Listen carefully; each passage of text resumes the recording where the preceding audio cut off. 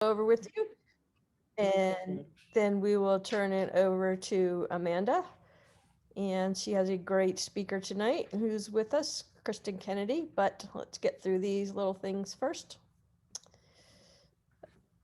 Just giving you a little brief overview of what we have coming up for the first part of this year, in case you haven't been to another meeting to see it. As you know, we generally only have the big national speakers a couple times a year, but because of COVID and because we've been on Zoom and because we haven't had them, we decided we're just going to blow out all the stops for the first half of the year and really load you guys up with dynamic content and great speakers. So here's what we have. We had Joe Varnador on January. And if you weren't there at the main meeting, that was pretty incredible. Notes is something I've never dabbled in, but we learned a lot just in the little hour and a half about how to create them, how to buy them. I was quite intrigued. He is doing a Saturday, which you can go to for $30 this Saturday. And actually, it's his partner, Eddie Speed.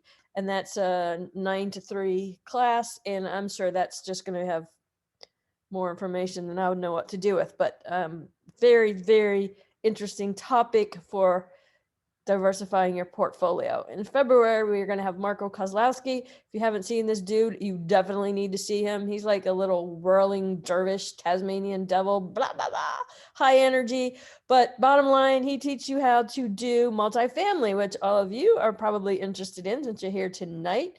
And by the way, if you go to his Saturday thing, he will guarantee that you will buy a 3 to 4 unit multifamily with no money of your own. So he does put his money where his mouth is. And whether or not you do anything beyond the main meeting, he has really, really a lot of great information. March, Robin Thompson, I'm sure needs no introduction because everyone knows Robin Thompson, been the queen of rehab for many, many years. She's also now sort of venturing into Airbnb. So that's going to be included in her presentation as well. And she is just one of the, 3 or 4 in the country that is an absolute must-see speaker. You just don't want to miss her. In April, we're going to have a panel. So we'll take a little break from all the speakers in April and we'll do a local panel.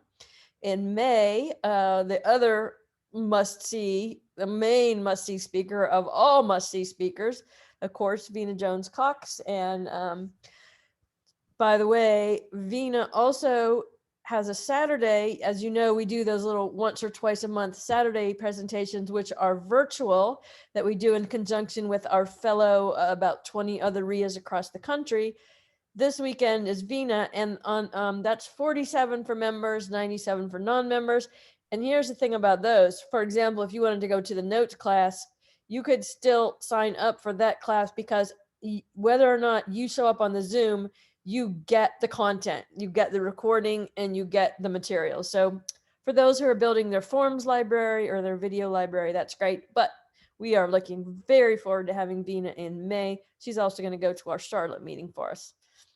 And then in June, we have our very own Leilani Hawk, who's going to talk to you about Airbnb. So great first half of the year. We're working on the second half of the year now. We have a cruise. Please sign up for our cruise. It's going to be so much fun. We are going to have a bunch of speakers, and we're working on that now, and those will be announced soon. But great content. The content will be in the morning so that you can still enjoy your day and you can still deduct it from your taxes because it's a education expense for your real estate company. Imagine an immersive tropical cruise vacation that not only provides you with award-winning amenities and exciting adventures, but also gives you the unique opportunity to change the future of your business by building deep bonds with other like-minded real estate professionals. Cruise planners and NCREA have partnered together to create Sail into Real Estate, a one-of-a-kind 4-night cruise experience that takes you from the shores of Charleston, South Carolina, to the island paradise of Nassau, Bahamas, where you will create lasting memories alongside your fellow NCREA members. Attend presentations from NCREA's greatest minds, build deep and lasting relationships while you play, enjoy award-winning spaces and world-class dining, and most importantly, invest in yourself and your business. Are you ready to join NCREA for Sail into Real Estate? We set sail June 2nd through 5th, 2022. So go to s1adventures.com/group/NCREA to register now. Registration closes February 19th and capacity is limited. So go to s1adventures.com now to learn more and save your spot. So there you go. And that information on how to sign up is also on the front page of our website. So do go ahead and sign up. And it's going to be super fun. And we are all very excited about it. 12 days of holiday giving. We've been doing all of December and January, giving you 12 gifts. We have 3 or 4 more left. One is going to be going out tonight. One of those was a free room on one of those cruises. So some lucky winner got that already. And connected investors. That is also, we're going to have more information coming on this. It's also on our website under, what's the heading that's under, Karen? Vendor partners or member discounts, I think it is. member discounts. I believe that's Connected it. Investors is the most awesome real estate investor platform out there, whether you are a complete newbie or super experienced. It has a social media component. It has all the components of a prop stream or a real eFlow. Connected Investors is based in Wilmington, North Carolina. They were recently purchased by First American. I don't know if you understand what that means. First American is a title company, yes, but they also have a data division. They own, control, and provide all of the data to Zillow, PropStream, everything you can think of. So having that partnership and us partnering with them is absolutely incredible. The benefits are going to be awesome. For starters, they have waived their $1,500 sign-up fee and given you a 7-day free trial. So they're either here or on the website. You can scan that. But more importantly, what we made clear to them is what we've seen in the past is that our members who sign up for whatever real estate investor platform, whether it be PropStream or whatever, average lasts 90 days. And I'm including myself in here because I had real eFlow for 9 months and never even used it. The reason is people don't go in there and figure out how to use it because I don't know, it's time consuming. I don't know why. I'm one of them and I can't answer why, but that's what the statistics show. So they have committed that will not happen. From the minute you get that 7-day free trial, you're going to be touched by them, and not literally touched, but they're going to have recorded content. They're going to have something for us every meeting, a little 1-minute sort of tip on how to use it. And there's going to be a group, an actual group that'll meet on Zoom. That'll be members of who have joined Connected Investors to learn and trade tips. Because what we know is once you do know how to use it, and once you get your first deal from it, you're going to love it and you're never going to want to get rid of it. So we have committed, and they have committed to get our members, anyone who wants to, from point A to point B where they're using it and getting deals. And then from there, it's up to you. So we are super excited about that and about all those things that we have coming up. And we are very happy to share them with you. We are looking very forward to this year. And with that, I'm going to end my announcements. We have other board members on this call. We have Leslie Ortiz, Karen Lewis, and Jackie Richards. I don't think any of them have anything they want to add, but if they do, no? Okay, so Nope. Amanda, I'm going to turn it over to you and take it away. Oh, thanks, Kathy. Hey, y'all. I'm Amanda Cruz. I'm a mobile home park investor located over in Rollsville, so just on the north side of town. I have a 4-year-old and a 1-year-old, so my husband and I are kept pretty busy with them when we're not doing our investing. Tonight, we have Kristin Kennedy. She's going to do a case study on her first investment, a 30-unit apartment building. Kristin used to be a Big 4 partner and then left the crazy corporate world to do real estate investing full time. And she's going to share a little bit of her story. Feel free to jump in, ask questions. I'll monitor the chat as well. It's going to be very interactive. And she's just an open book, you know, whatever she can answer, she will. So looking forward to that. And then next month, we're going to have how to underwrite commercial real estate. And then we'll be back in March with another apartment case study. So Kristin, I'll kick it over to you. Thanks, Amanda. Let me share my screen here. All right, and Here we go. Are you seeing my cover page now? Okay, great. Yep, looks great. All right. So I wanted to share a little bit about myself and how I ended up here, and then walk you guys through the process I went through to create like just an overall business plan about how I was going to go into this, and then how I took forever to find a property. And then once I did, what happened with that. And now I'm headed into year 3. So I have a chance to really kind of compare and contrast each of those different years and some of the decisions that I took. And I'd love to answer questions. So please do jump in at any point. So I thought maybe the best place to start was just, what I was doing before I got into this. So I was traveling all the time, 4 or 5 days a week, all over the world, not just the US. And I had a 20-year, very fulfilling management consulting career. But then, as you'll see on my little slide here, something happened to me. And I became a mom, and all of a sudden, nothing really made sense the way it was making sense before. And I thought, God, I am working so hard, 100 hours a week, physically exhausted, traveling all over the place. And I'm not where I want to be. I'm not present. I'm not literally where I want to be. We lived in Washington, D.C. at the time. And so my husband and I had this big talk about, okay, what would we have to change in order for me to change careers? Because our whole lifestyle and everything was dependent on this income that came with this crazy work that I was doing. And so we decided to leave DC and moved to Raleigh, went through a long selection of all kinds of cities, Austin, Nashville, and ended up choosing Raleigh. And I'm been thrilled with that decision. We moved here about 3.5, 4 years ago. And I spent a good bit of time just really trying to figure out, I knew I wanted to start my own business, but the first thing in my head was I wanted to start a Bar 3 franchise, which is like a boutique exercise studio. And I got down this path with them, and I figured, like, oh my gosh, I would basically be just buying myself another job.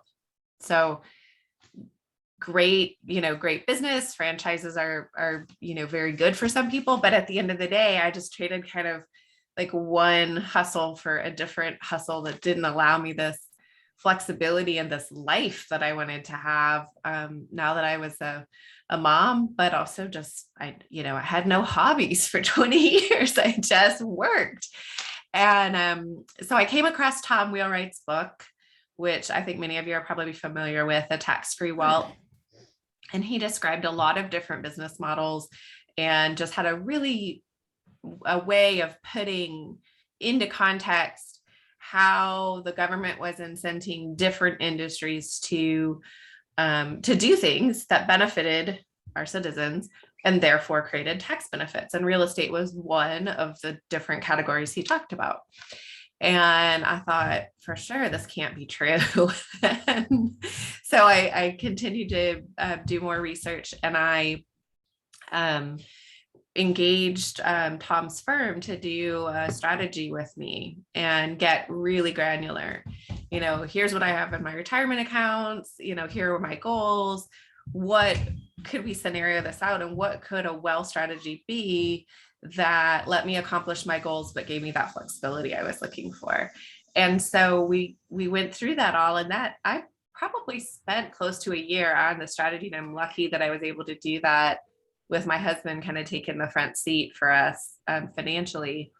And we settled on a business plan that it was focused on apartments. And what we did is we got really specific about what the criteria were that were going to meet my year 1 goals. And so one of the things that I've come to understand is that there are so many different business plans in commercial real estate alone. There's the value add plan, there's the build from scratch plan there, so my plan, and I had to get comfortable creating something that was a little different than many folks that you might hear. But my plan was, I'd really like to buy something that I could hold for a really long time, maybe one day let my daughter inherit, and hopefully step up in basis and a transfer of wealth without taxes. But I didn't want to be on site every day doing renovations. I didn't want to have a massive cash flow hit of capital after I did the initial down payment. And so that ruled out a lot of these value add opportunities that I think are great for people who have that time that they can put into them. So I started looking at these tertiary markets in Raleigh, because if I'm focused on cash flow, then it didn't work for me to be in the Raleighs, the Charlottes, the Durhams even. And I really had to start going to places I'd never heard of. And that's where I was starting to find the deals that I could underwrite that I liked. So I started looking in places like Randleman, which is a smaller city outside of Asheboro. And what I found there is that the purchase price that you could get and then the cash flow was only part of the picture. So because it's a smaller town, labor's cheaper, products cheaper, rents are a little cheaper, but not so much cheaper that it doesn't make sense. And so I really fell for these smaller markets. And so it took, I think it took 6 or 8 months to find this first property of active looking, of going out, seeing stuff, underwriting stuff, going, they're crazy. And I'm starting to get discouraged. Like, I'm never going to find something. And I had looked at this deal and it was under contract. And then it turns out that something didn't happen with the financing for that buyer at the time. So it kind of came back around. And at this point, I was all over. I was so excited. When I looked at what I was trying to hit was at least 20 units, but not so big that there would have to be on-site management and all the costs associated with it. And I was looking for properties that didn't have shared space, like stairwells and laundry rooms and places you'd have to clean, because that was another cost piece. And I was looking at utilities and things like what would happen. Could I find some place that everything was already separately metered? Because that can be a huge cost. And I realized that the insurance costs on these tertiary markets, as long as they weren't on the coast or in a flood zone, was also lower. So I was kind of getting this, to me, like win, win, win, win, win. But I was looking at these things that at the time, I think other investors were kind of a bit turning their nose up, like it's not Winston-Salem, it's not, it's just this little town. So I was lucky to find this deal. I'm going to talk through a lot of the financials in the coming pages, but what I wanted to talk about on the kind of. Can you please mute yourself if you have kid noise in the background? Someone, if you could please. It might actually be me. Oh, I apologize. Is it super distracting? I can go. I'm more worried about it distracting you. I apologize. If it becomes distracting, Amanda, will you let me know and I'll go pick them out? My husband's giving my daughter a bath and I didn't really think that through, that they were going to be in the background. You're fine. You're fine. Like, this is life, right? This is what my life is now. So when I was looking, I was trying to find something where I was going to be able to hit some cash flow goals pretty quickly. And it had already been largely renovated. So I was going to come in behind that investor that had done the value add, but there would still be some opportunity, but it wasn't going to be a heavy lift on my part. And that's continued to be my strategy as I've now added 2 additional properties to the portfolio, is really trying to find that next in after the value add investor, and then be a plan that I'm going to hold this property for a really long time. Did you get this through the broker that had originally listed it, or how did you? I did. Yeah, I got. If you're going over that later, that's fine. There was just a question. No, that's a great question. Yeah, I'm using a real estate broker who specializes in kind of 50 unit multifamily in the greater Raleigh, North Carolina area. And that's worked well for me not because the stuff that he finds that's on the listings, but because he's so dialed into what's happening with these deals that are kind of now off market, or people that might be thinking about selling but haven't officially listed it. So he was able to get me in there kind of before the deal had entirely fallen apart. And the seller, I think at that point, was just really ready to move on it. So that had worked out really well for me. The Julie, last does thing, that answer your question that you were hoping to get information on? we're good. All right, we'll assume so, yeah. We'll assume. Okay. So the last thing I'll say is, one thing that's been my keystone in this whole process for me has been this idea of a wealth dream, of not just what did I want for my family now, but how did we want to live to create that income, and how did I want to be able to pass that wealth on to future generations in a tax advantaged way. So it was like this big picture dream that then this first property became building block number one. But that's been important to come back to, because I think it would be so easy to get distracted off of that and create a job for myself again, where I'm running around like losing my mind with 7 zillion emails and all these people to answer to.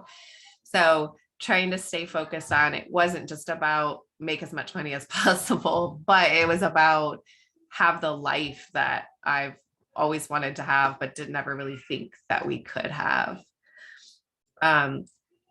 So I finally found one, right? And this slide shows you what the metrics were at purchase.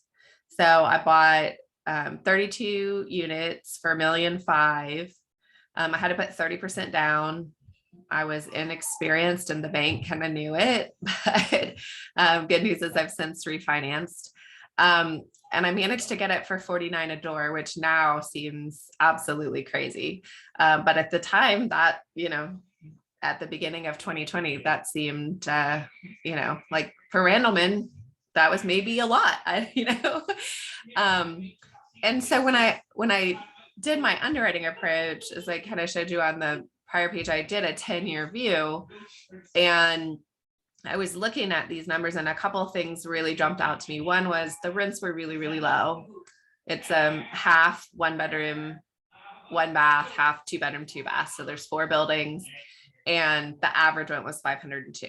Like, okay, I know it's Randleman, but that's crazy. These people are getting a crazy steal of a deal.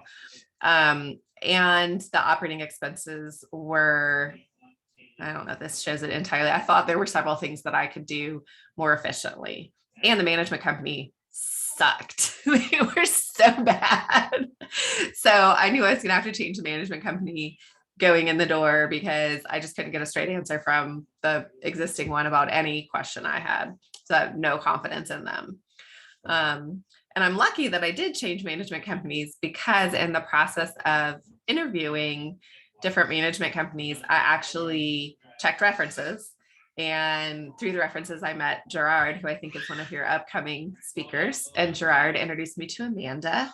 And so it was like just this really positive going through this process of meeting other people that were doing the same thing as I was, that ended up turning into a kind of a win-win-win for everybody. So I got into this property, and I put together a strategy for how was I going to look at it. I actually did it quarter by quarter, but for the purposes of brevity, I'm talking about years here. And the first thing that really struck me is you drove up to this place and it looked kind of sad and kind of run down. And so here are some pictures. Let's see. Where's my other picture? Oh yeah, here's my year one picture. So you see this sign, this Academy Manor sign, kind of gray looking. The landscaping was unkempt. There was trash all behind the buildings. Like over the years, people had just thrown out fast food and garbage bags and just random stuff. It was really bad. And so it kind of just felt run down and dumpy. And I thought, well, I can do some things very inexpensively to fix this. So, a couple Saturdays of paying, somebody to go pick up the trash, And then every time I went out there, I picked up trash and made sure people saw me doing it. And within a couple of months, there wasn't trash everywhere anymore because people saw that the trash was getting picked up and this isn't a place where you throw trash. And I know that sounds really simple, but if you're going to start charging more for rent, then having a place that promotes a sense of pride and community was really important. Another interesting thing was this topic of crime. So I know you guys have probably looked at the Google reviews when you're looking at different properties on the Google My Business, because if you put it into the maps, that's like the first thing that pops up. So you put Academy Manor in, and I've since closed that business, if you will, and been able to reopen my own listing. You put that in, there was all these comments about people doing drugs in the parking lot.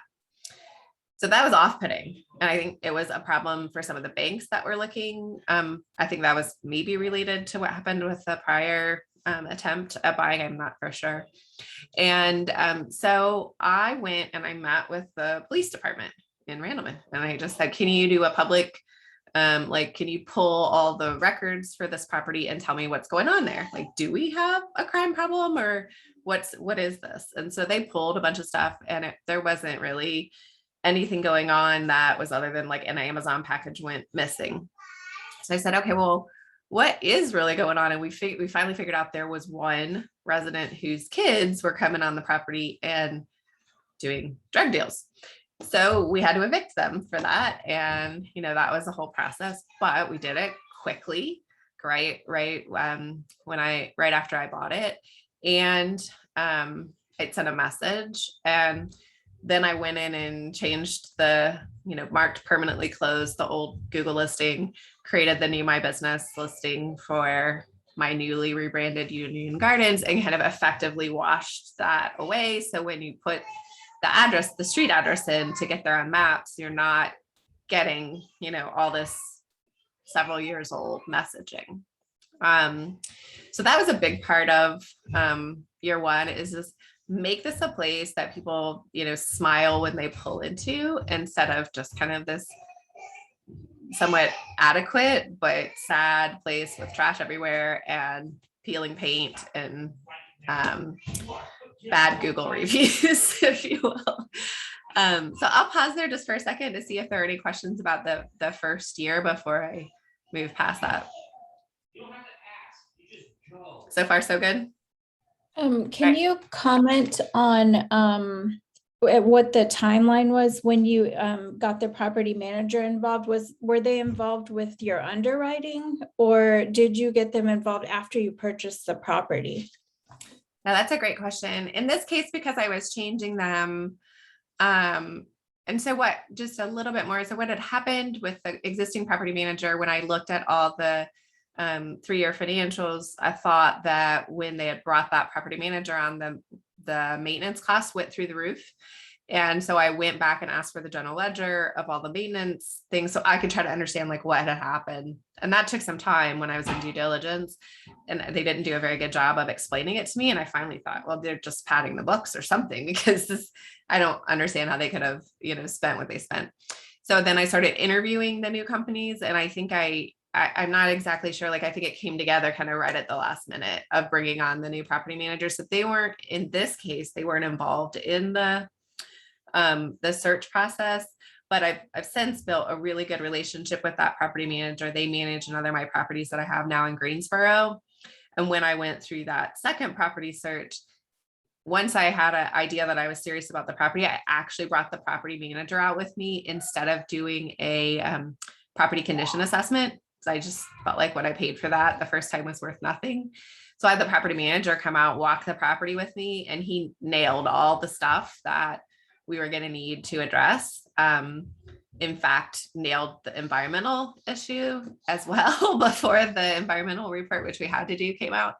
So he was really my partner in that second deal. But on the first deal, we were just, kind of barely getting the new management in place right before we closed.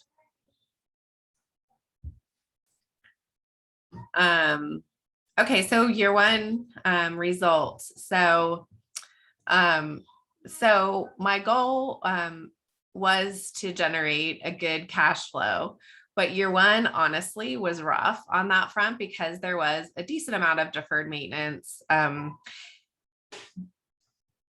didn't have to do it, but I chose to tackle some of it. Now, if you think back, I purchased this on 1/21/20. If you think back about what happened around March of 2020, the pandemic hit. And I remembered a lesson from an old boss of mine who said, never waste a good recession. So as soon as the pandemic hit and lockdown started happening in essential businesses, this, that, and the other, I realized that there was a lot of people looking for extra work. So I went to the property manager and I said, I want to do everything that I had planned for like the whole year. I want to try to do it now and I want to get really good deals on it. So we filled the potholes in the parking lot. We painted all these decks, which was a giant pain because they're so like all the little ins and outs, which is obviously why no one ever, painted them for what looks like the last 20 years. We just hit all this deferred maintenance at probably 70% of what we would have paid for it otherwise. Because we saw the opportunity that so many people were willing to give deals because everything shut down.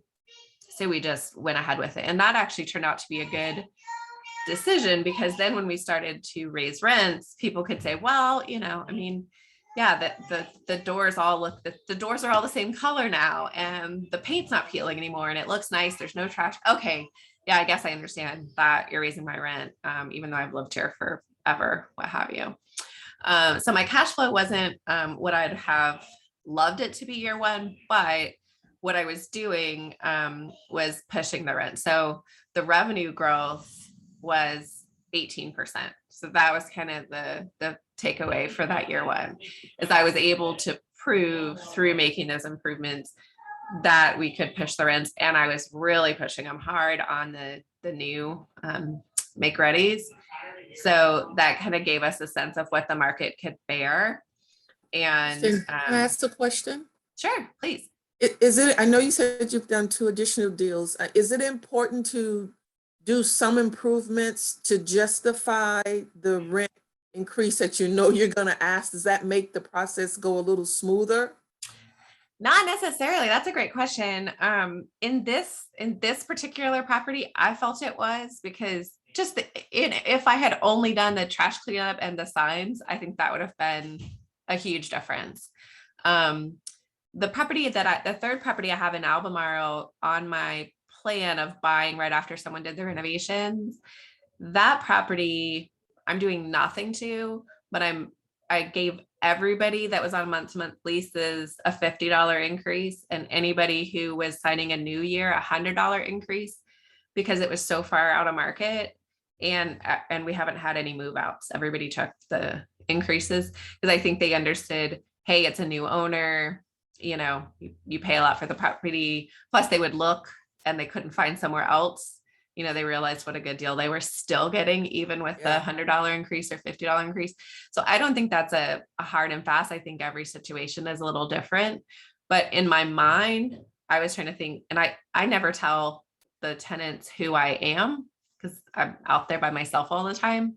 So they think I work for the owner. They don't know that it's my decision. But I think if I had to explain to somebody, would I feel comfortable that it made sense to say that was a good market rate, or they were still getting a deal on the loss to lease of what we're renting new units for? That's a good question. Thank you. Mm-hmm. Okay. Anything else about the first year? We had a question from Antoine in the chat. What did you have to show the lender to prove like the P&L or the cash flow was there? That happened during the purchase process. So, and I guess I'll caveat with saying, I don't necessarily, this is not me recommending that y'all go do this. This is just what I had to do because at being a first time investor, I think now that I have better networking connections, I would be able to go direct to a bank. But I ended up using the capital arm of the real estate broker to run a process for me to get the banks to compete on the deal. So I had to pay for that. It was like $10,000, which is a huge amount of money, but I had done trying to figure, I couldn't get agency debt because I was a first time buyer. And anyway, I had gone through trying to figure it out on my own and I didn't get anywhere. So I went through their arm, but now I've established relationships with multiple different banks and wouldn't have to go through that again. And now when I'm looking at properties, I will email my commercial lending person and just give them the highlights and say, what do you think of this before I go see it? Because I'm not driving 2 hours to go see something if you guys won't underwrite it. And they'll give me a, thumbs up, thumbs down, or here are the questions I have, that kind of a thing. Did you have to show like tax returns or anything like that in order to prove the cash was coming in for this property? Honestly, I was shocked by how little you had to show. I couldn't believe it. Like, it wasn't about me. I mean, they ran my credit, but that was it. It is way harder to get a loan on your primary residence. Like the seller provided the financials, 3 years of financial statements, a current rent roll, and tax bills. And then the bank did a phase 1 environmental and an appraisal. And the appraiser is the one that goes and really, looks under the rocks to make sure everything ticks and ties. But that was it. I kept waiting for the big send me your bank statements or your stuff. And it was it didn't happen, and it never has happened. And I think, Antoine, for some of these where you may not have documentation, like some of these sellers they literally don't have the documentation. And that's when the appraisal is really going to be more important to the lender. So I think it really depends on what's available. One thing you can do if you don't have documentation is you can also talk to the seller about needing to carry the note, right? They can, if there's no documentation, whether or not the lender is okay with that or not, the seller doesn't necessarily have to know that. And you can just bridge the topic of, hey, I'm not going to be able to get this funded because there's no tax return that you can give me because you've commingled it with your personal or for whatever reason. That's just one way you can approach it as well. And if you have any more questions on that, feel free to chime in. Yeah, and go right ahead. Sorry. So you were able to secure non-recourse debt on this as your first property? No, it's recourse, but I believed in it.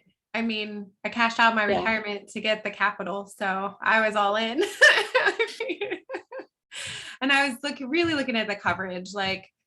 This property had to not only make enough money to cover the debt, but it had to start supporting my family, at least by year 2, because we were going to live off of, the proceeds. So I think the recourse becomes a lot more important if you're taking on investors, because minority investors might not be willing to risk their house. But I mean, I felt more like I took a lot of time to get here. And if I didn't think I could make this work, then what was I doing it in the first place? One quick question, just when you were doing the original purchase, how much time did you have to do all the due diligence and kind of securing them financing? Mm-hmm. I think we had 60 days. I've seen in the last 2 purchases I've done doing 30 days and then 15, so more of a 45-day total. So it kind of goes hard after 30 days. But we did 60 days. So we did, the appraisal and the phase 1 quickly. And then the bank did their title search and their review of the appraisal and final loan approval in the second month. Okay, thanks. Yeah. Mm-hmm.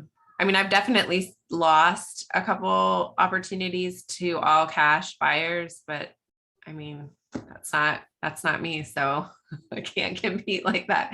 Right. But I think any buyer that's looking at comparative offers on debt liked the fact that I was working with a local bank as opposed to agency debt, because that gave them confidence that we were going to get, through the deal with a minimum of fuss, which turned out to be the case. Okay, thank you. So Pat is asking if you could share your lender, which, if you want to just message it to me at some point later, I can share it with Pat. Oh, sure. Yeah. Mm-hmm. I'm happy to do that. And I guess one of my lessons to bring the end forward, one of my lessons is this idea of you're always looking for better. When you have employees, I had this feeling of like, once you hire someone, you're sort of obligated to try to develop them and work with what you got. And, you get some good ones and you get some not so good ones and you try to make the best of everything. Whereas now I'm looking at like, on the second deal, I talked to another bank. They gave me better terms. I took it back to my original bank and they matched the terms and made it easier for me because I already had my business with them. So I'm not saying that, this, once you find one bank, that's the be all end all either. Did you walk each unit when you were under I had contract? all 32. My realtor about killed me. And I took a lot of notes and I took pictures and I don't know what the people thought we were doing, but I made notes about how, people had pets and were they keeping their pets? Were they keeping it clean with their pets? They had trash. Where was their food sitting out? Were we gonna have a pest control issue? Just where that looked like there were too many people living there. I made all these notes and it took forever. We were there for hours. I referenced those notes all the time that first year, because when you're looking at, somebody pushing back on a rent increase or, somebody being late and do you need to evict them, knowing that like they have terrible housekeeping makes a lot easier decision. So. Okay, so let's look at year 2. Let's see. So I'll move my little screen around so I can see. So, oh, did I just skip back both of them? Okay, so my goals for year 2 were cash flow. I had to start making some money because, we'd done the improvements and now they needed to pay off. And that was the whole point. And we also did a lot of resetting expectations with residents. 2020 was a wild year, with all the eviction moratoriums, and there was kind of some, you just sort of held your breath and went through it. And I dealt with everything kind of on a case by case basis. And so we went through at the beginning of year 2, which was last year. And we did some housekeeping letters for problem tenants. We did recurring late payments, like they would always end up paying, but it was never, ever, ever on time. So we did some, if you don't get this sorted out, we're not going to renew your lease, kind of those kind of things. And we did some, you can't leave your trash on your back porch. You can't throw your cat's litter box over the back of your deck. Just stuff you just wouldn't think you have to tell people. We did a lot of that. And then what I did operationally was a lot more behind a spreadsheet. So we realized that over the holidays was not a time, especially in Randleman, when people who are with very modest incomes are not putting down a security deposit at the same time that they're trying to buy Christmas presents. So I went through and did a lease staggering process of trying to make sure we didn't have or had very few expirations kind of happening in that November, December. And if we had leases for new people to sign, would they sign a 13-month lease or a 14-month lease or something that got them into a renewal cycle where it wouldn't be leaving me with a vacant unit? Because it was kind of like if somebody moved out at Thanksgiving, I wasn't filling that unit again until the beginning of February. So did something like that, reevaluated the team again, attorney, insurance, banking, real estate broker, how's everybody performing, CPA, is there anybody I need to switch out on the team? Decided to switch out my attorney. So maybe there's no good solution because I want to switch again. And then came back around to this pets question.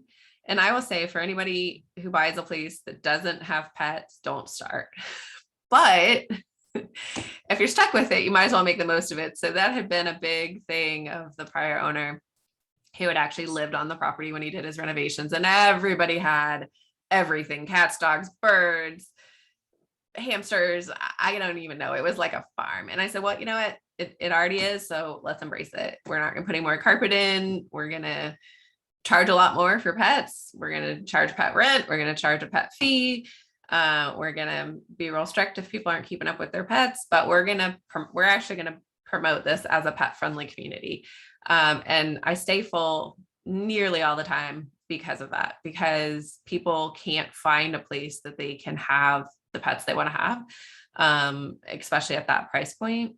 So I'm still not sure it's entirely made me money, because it costs a lot if you have to pull the flooring out, if somebody's messed it up and you never quite recover that on your security deposit.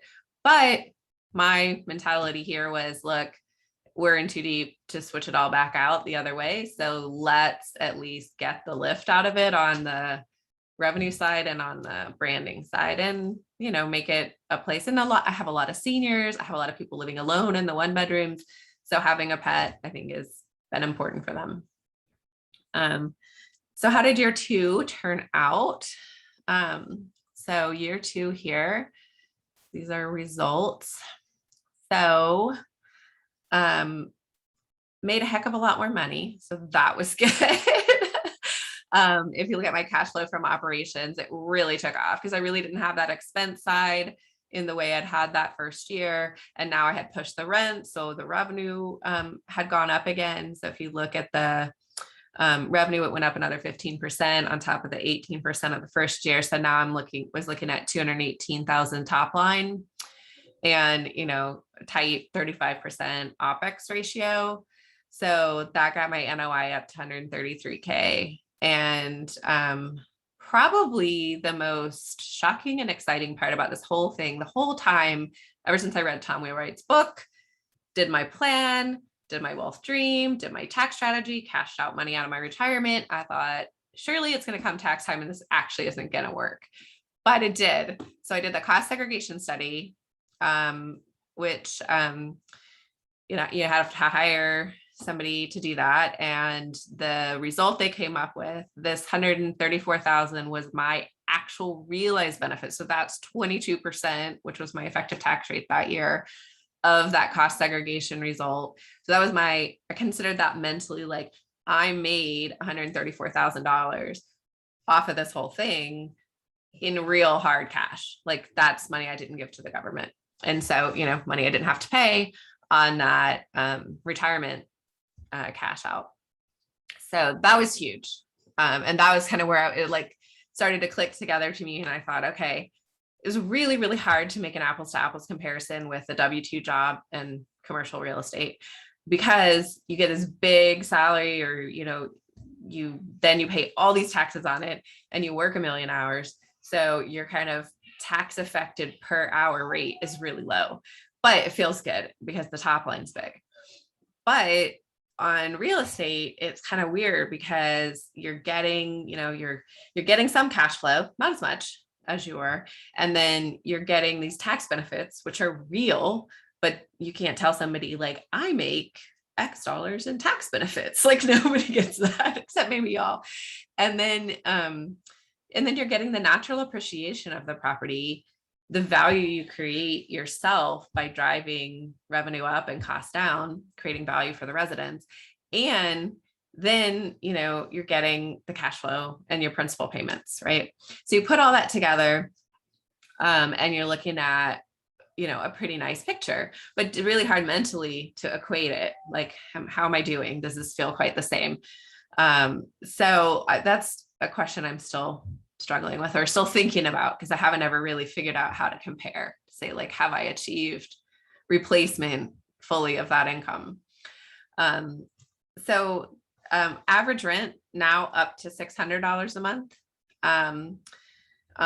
Almost nobody, except for 1 or 2 that we wanted to moved when we raised rent. And residents were really happy with the changes. We let people grow their own gardens. This is one of the ladies I always talk to when I go out. That's her sunflower. She's very proud of it. She grew it from a seed out front of her front door. You know, she wanted to tell me about it. And everybody seemed like, you know, kind of settling in. Like, we've got good residents now. We've got a clean place. We've got rents closer to market, not all the way there yet, and we've got kind of a nice operating rhythm. So let me take a breath for a second and see if we have questions before I keep rolling. Good. We had a couple in the chat. So you said the rents are about 600 now. What is the pet rent? Yeah, so I started with $200 pet fee, non-refundable, just a fee when you sign a lease, and $25 a month. And now I've raised it because I still figured I was still out money when I had to replace the carpet. And I almost always had to replace the carpet if there was a pet living there, even though I replaced it with the vinyl, the luxury vinyl. That was even more expensive than replacing a carpet. So I raised it now to $250 pet fee, and then $25 a month per pet. So most people have 2 cats or 2 little dogs or whatever. And everyone just pays it. I mean, if they have the pets, they're not getting rid of their pets. So I have 1 service animal, so I don't charge pet rent for that. And I would keep pushing it because it's like, it really is one of those things where I could argue both sides of the coin. There are a couple more in the chat, but does anybody else have any questions? Cool. Did you have a mentor for this first purchase? Well, I think my mentor in reality really was the CPA that I had hired to do that little engagement for me to figure this all out. He gave me the underwriting spreadsheet that I used, but he didn't, gave me like the start of it, but then I felt like I was a lot on my own, like sort of figuring a lot of this out. I'm so grateful now to have more connections and contacts and be able to lean on people and ask questions to fix, like Amanda and Gerard and others. But at the time, I really did feel like I was kind of like making this up and figuring this out on my own. How did you come up with the down payment for your second property? Cashed out the rest of my 401k. Yep, I'm now officially, for the first time in my life, completely out of the stock market, no retirement savings. This is my retirement. So it worked from a tax perspective. You had to pay the 10% penalty, but I didn't have to pay any taxes on the money. What I did in 2020 when the stock market cratered is I converted what I had left over to Roth. Then I had that tax bill when the market was at the bottom, and then it built up again, when the stock market came back. So then I had all of that growth in the Roth instead of the traditional. And then I had this cost segregation study. And then I was able to buy that second property closer to the end of 2020. So I had both cost segregation studies to offset all that withdrawal. And now it's about refinancing things and pulling cash out to do the next one. But that's how I got started. Not saying that's for everybody, but I'm living proof that at least in this one scenario it worked. So just a little bit about what I'm focused on for this year. And so you can see the community garden off here to the right. The residents did that all on their own. I just gave them permission. They just, there's a bunch of land behind the apartments and people wanted to use it. And I said, great, go for it. Kind of got comfortable with messy kind of gardening look in the front of people's stoops, but people that wanted to garden in their little spot right out front of their door, I said, go for it. Do whatever you want. So for this year, in addition to the cash out refi, which really is the punchline of this whole thing, I did a big risk review near the end of last year. So I did a kind of a comprehensive review with my insurance agent. And I said, worst case scenario, climate change me, give me the scare, like tell me, how this could all go south. And we went through, we looked at every, kind of looked under every rock, looked at every policy, made a couple changes to the portfolio. But we looked a lot at fire safety. So went back and had fire extinguishers installed on both first and second floors outside of the units. Talked a lot about renters insurance. So one of my big programs this year is requiring renters to have renters insurance. So for example, it was new to me that if somebody had a kitchen fire and they didn't have renters insurance, then that, is all on me. So I'm searching for a comprehensive solution to the renter's insurance policy, but right now we're just handling it on the renewals. I understand there probably are some companies out there that you could kind of buy like a landlord policy over the top of everybody in case they let it lapse. So I'm interested in that, but I haven't researched it fully yet.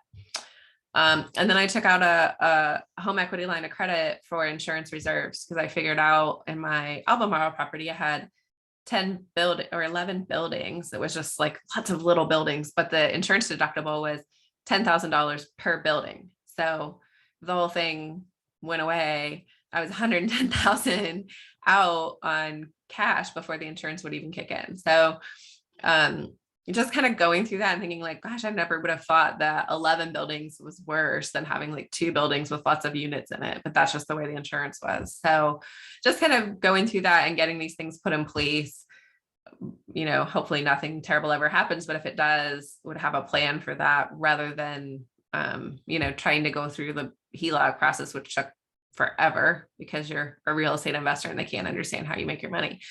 So, and then engaging a collections agency. So ended up having a decent amount of evictions throughout 2020 and 2021. The property manager I used didn't have a collections agency that they used after that whole process finished. So that was just sitting out there. So we've now engaged somebody that will do, you give them a big chunk of what they collect, but you're not getting anything if they don't collect anything. So it's a kind of a at-risk solution for them. They're only getting paid if they collect something, and I'm willing to pay them pretty much anything because that money was already mentally gone. And then I stopped, and I was doing that first year. I was doing a rent increase plan, almost like real time, like, well, every month, who's coming available, what should their increase be, and like, so now I stepped back. I said, I'm going to do the whole year, plan everybody out, give that to the property manager, lock it and load it. I can always go back and revisit it, but I don't need to be thinking every month like, oh, I forgot to go for that one lease that was expiring. I forgot to go and tell them to do something. So then they didn't do anything. And now I lost a month of that, person going month to month. Those are my big focus initiatives for this year. And taking my money, which is the best part. So I thought you guys would get the kick out of my silly picture.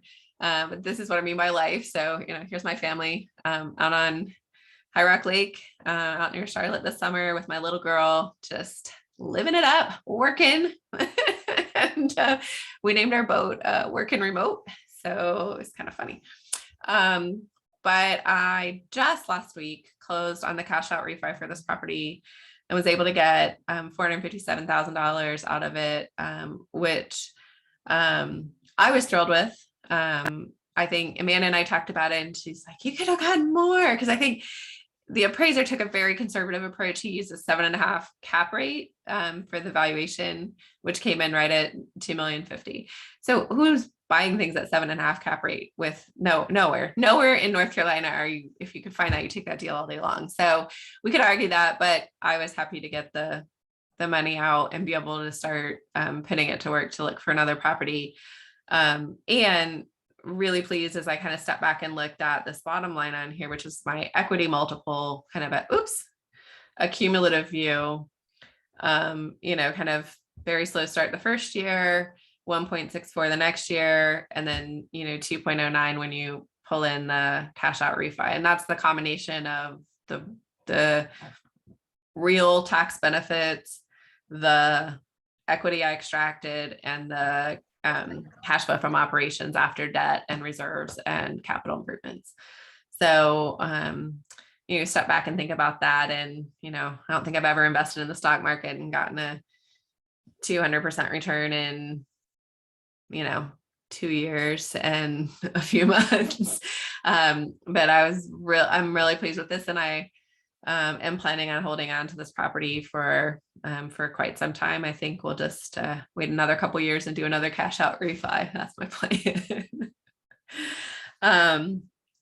So that's it. I guess I'll answer questions now if there's other ones. Otherwise, I'll share some of my lessons learned to wrap things up.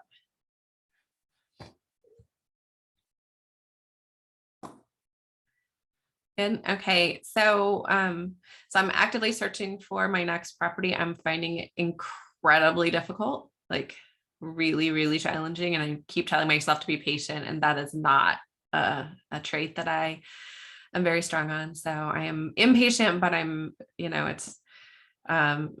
it's going to take some time to find the right one. on the team, I'm always looking, I'm always kind of pitting. I just switched property managers on one of my property after I had switched when I bought it.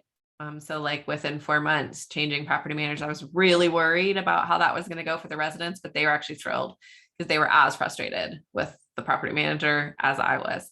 So kind of on this idea of like never settle. They're not your employees. None of these partners are your employees. You're always looking for who can best help you to get to the next level. And then Gerard actually introduced me to this idea of return on net worth, which I had never really thought about, which is basically the question of like, how hard is all your capital working for you? So if you take your total returns and you divide those into your total net worth, you get some percentage, and you can then basically, it highlights like, do you have equity loss?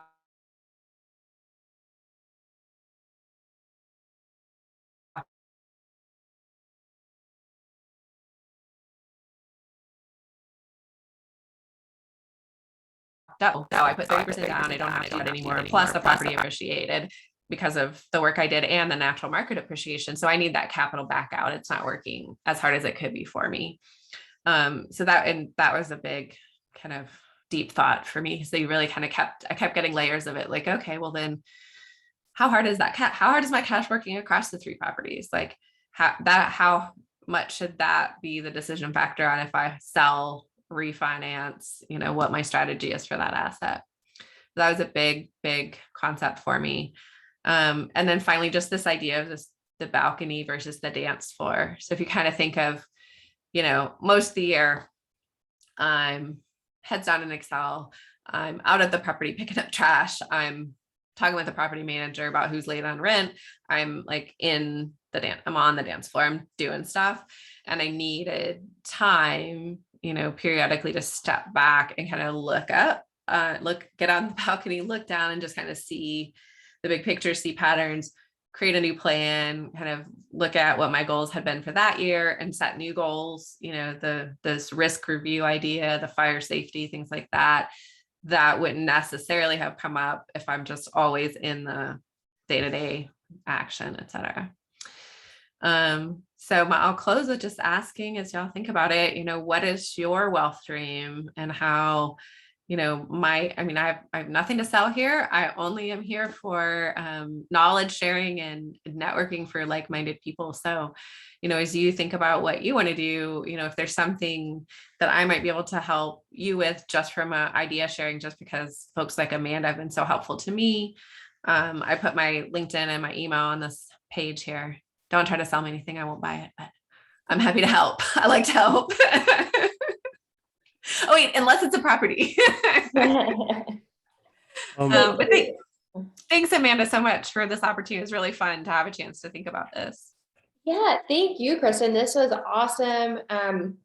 So I think one of the things I love about your story is, even though you're not a patient person, you took like a year to have a professional give you a plan, and going slow in the white space is so hard, but it really paid off in making sure you weren't just jumping into something. So that's really impressive. So Teresa asked a question. Teresa asked, does your future plans ever include JVing or syndicating? So I have thought a lot about that, and actually went through the process of talking to some folks that do that. And where my head ended up right now was, gosh, that's appetizing, because I know I'd be great at it, right? I know I would kill it. But what would that mean? That would mean I would have all these people to answer to, and I'd have all these people to consult with, and I'd have pressure from external sources that weren't just my family and me.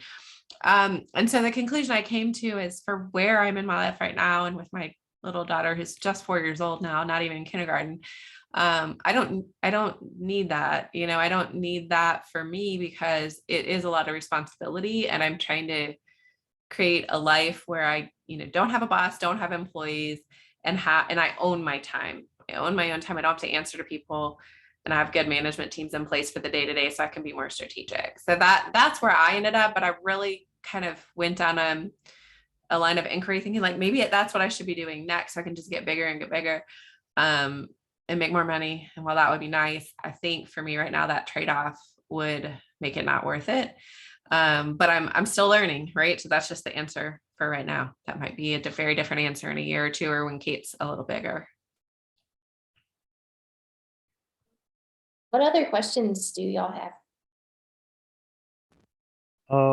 Yeah, I had one question. Looking at commercial spaces, actually just looking at residential spaces specifically, sometimes it's difficult to find certain comps. So when you're looking at a commercial space, especially it being so unique sometimes, how hard is it for you to find comps, or what kind of comps are you trying to pull?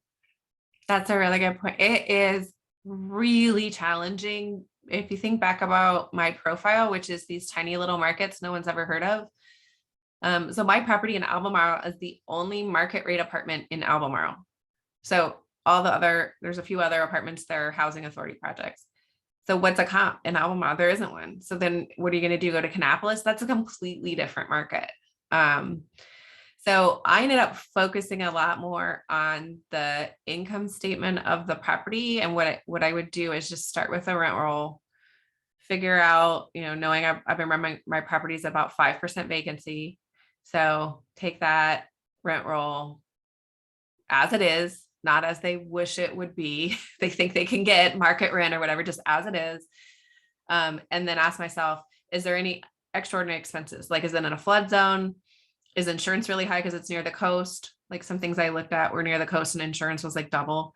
Are the utilities metered separately was a big one. And, if they aren't, what's your plan to solve for that? If all those things, if kind of those check boxes were like nothing unusual there, then I just took like a 35% OPEX ratio and applied it to the rent roll to get what I thought the NOI could be. And then that's how I underwrote, not really in comps. Because they're tiny, tiny markets. Like what's a comp in Randleman? There's like, I don't know. There's some class A properties, but mine is barely a class C. It's gone up since I bought it, but at the time it was really not much. So I don't know that and the appraisers found comps that they were comfortable using, but I didn't find as much value out of those as like every time I'd underwrite a property, I had a master spreadsheet and then I would go and put that data in, like what was the insurance cost, what was the OPEX cost, and then do everything like per door. And then so I started to build my own little view of what things kind of started looking like. And that was helpful because I had to be able to trust my own gut to come up with the price that I would offer. Speaking of that, what was your criteria for determining what you could offer on any given property? Like, was that based on a cash on cash return? And if so, like what percent was your target? I have to be honest, on the first property that I bought, I didn't really understand cash on cash all that well. I just understood kind of the NOI and cap rate ratio. So I was able to look at, and I was trying to make $50,000 a year. I'll just tell you, it was that simple. Okay. I was like, if I can make $50,000 tax-free, I can live on that, for now, right? I need to make more, but like for a year, like I was trying to make $50,000 and I was like, how can I make $50,000 a year that could grow and grow and grow? And in order to do that, this is the capital I have to outlay. I don't want to put a bunch of money into renovations.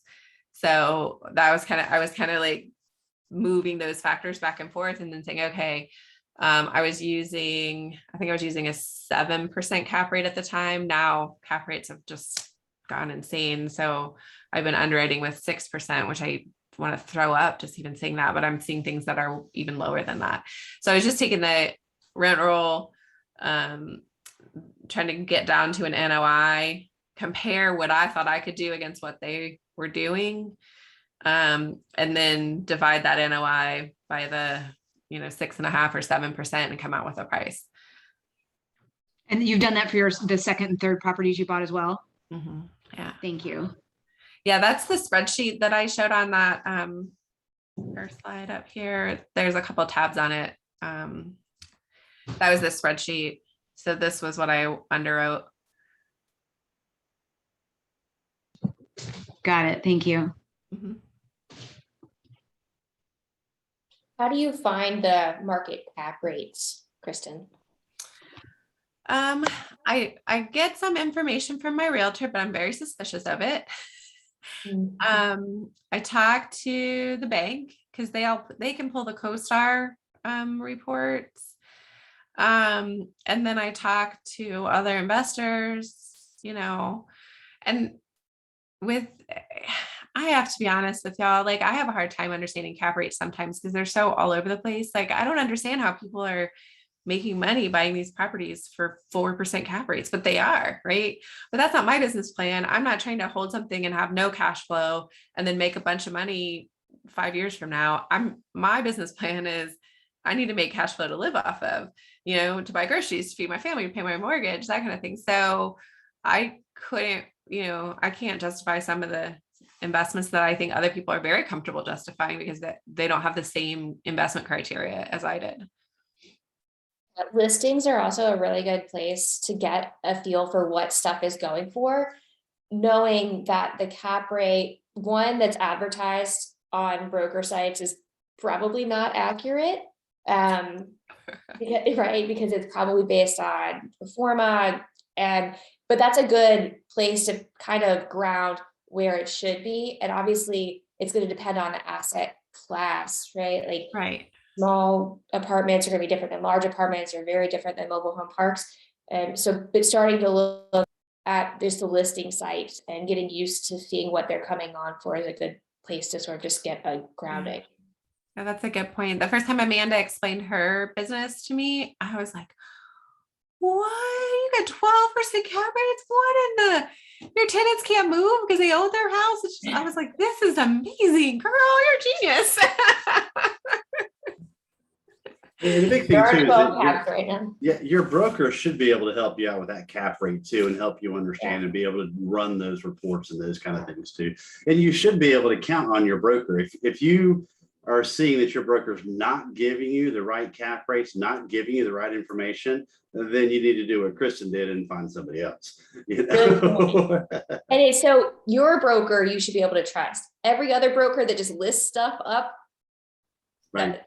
No. Yeah. Well, and a piece of it too, when you're talking to a broker that has a listing out there, you need to ask them what's that cap rate based on? Is that cap rate based on history, or is that cap rate based on projections?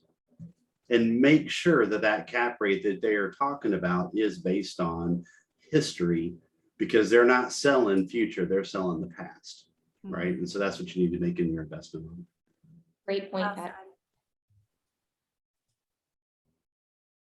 What other questions do we have for Kristin? Yeah, I had another one. This might be a little bit off topic, but this is a commercial property for residential use. So I'm kind of trying to figure out the difference between evaluating a commercial property for residential use versus a commercial property for commercial use.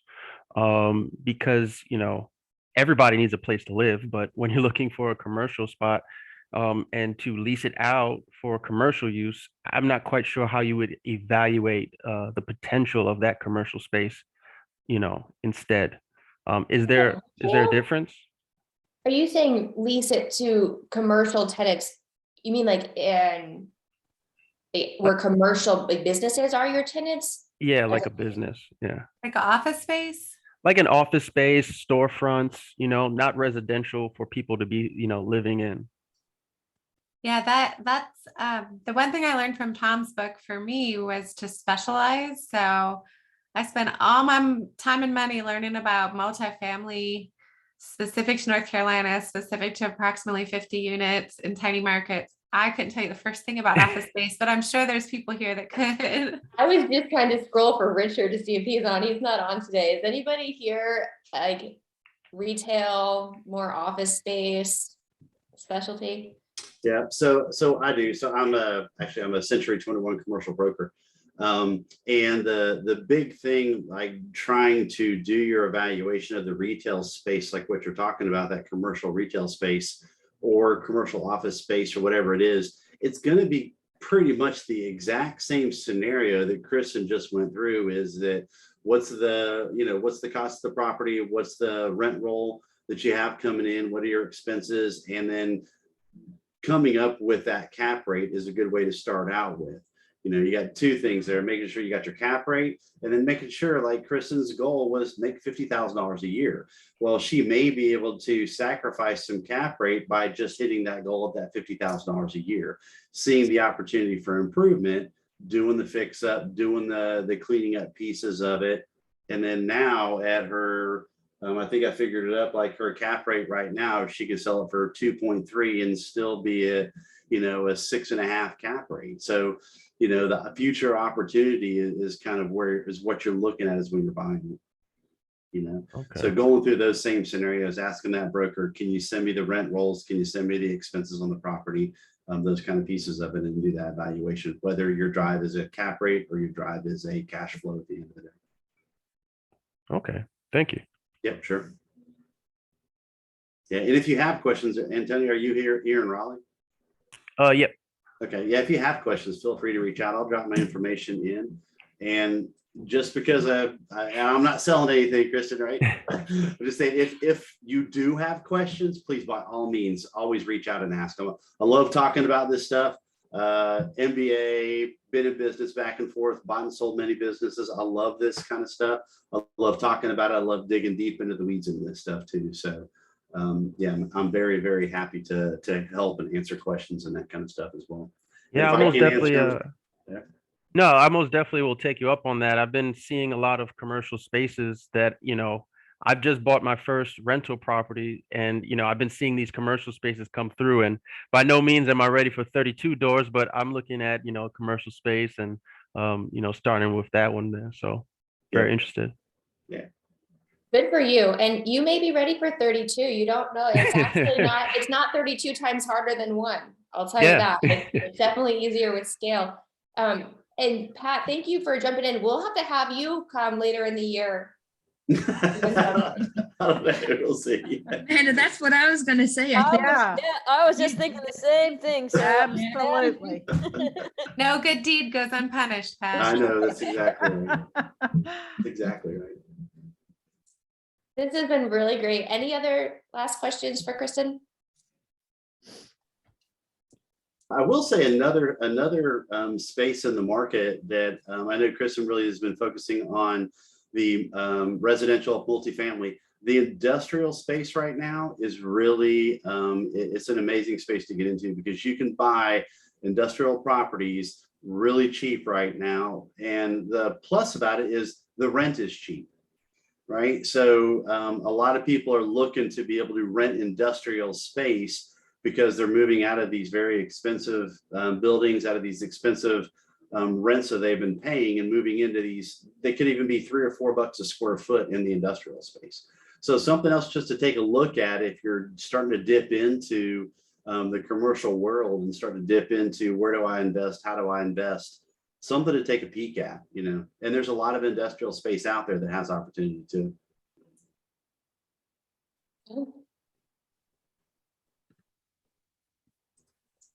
Awesome. Thanks, y'all. Thank you, Pat, for tuning in. And thanks, everybody. This is great questions. We'll try to have a case study every other month, so we can really just ask people, right? How'd you find it? What are you doing with it? How'd you turn it around? What's the end state? And like I said, next month, we're going to be doing underwriting of commercial deals. And then we'll be back with another small apartment case study in March.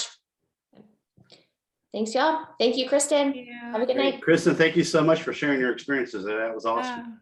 My pleasure. Thanks, everyone. Yep. Thank you.